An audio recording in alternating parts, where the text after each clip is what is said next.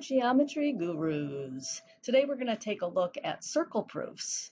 This should be pretty quick, but I would like you to stick with me for the first couple proofs because there are some theorems that are typically not stated correctly if you're not careful. Let's get started.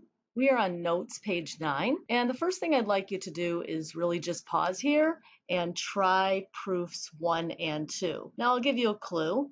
We've talked about this in the past. When you see a proof that's like this, it gives you kind of a hint as to what type of proof you will be doing. When I see a product of two segments, I'm thinking, looks like the step before that might have a ratio, and then this step could be in a proportion. The product of the means equals the product of the extremes. Why don't you pause here and try these proofs, and we'll come back and go through them just to make sure you are stating the theorems the way they should be stated.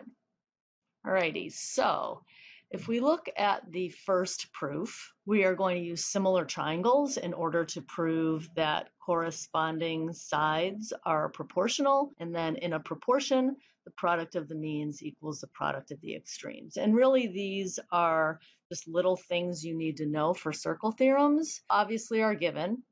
And then if we look at angles A and C and D and B, they are congruent because they intercept the same arc. In other words, A and C intercept arc DB, angles D and B intercept arc AC.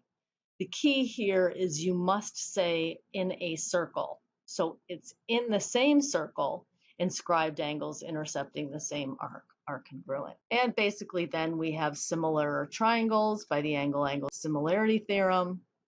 Corresponding sides of similar triangles are proportional, and you need that corresponding piece.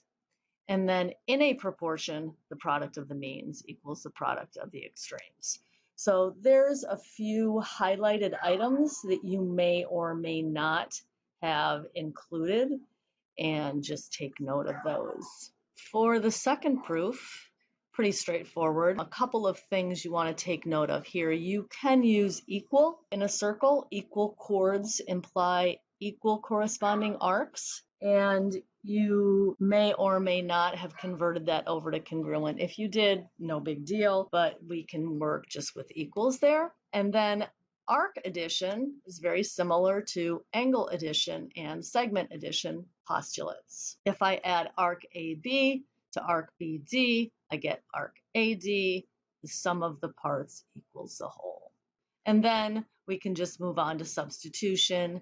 And in a circle, if we have equal arcs, we have equal corresponding chords.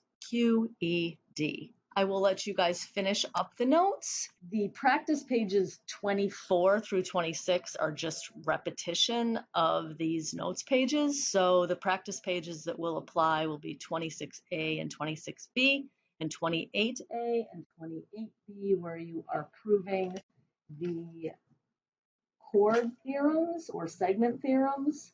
So that should be kind of interesting. Have a great day.